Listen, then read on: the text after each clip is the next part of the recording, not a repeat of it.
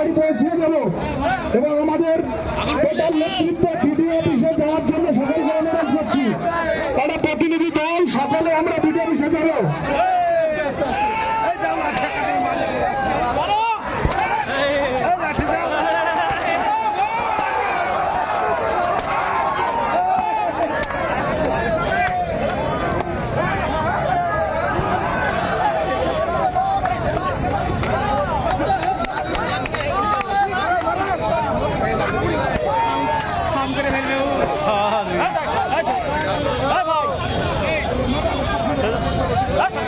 চল চল চল চল চল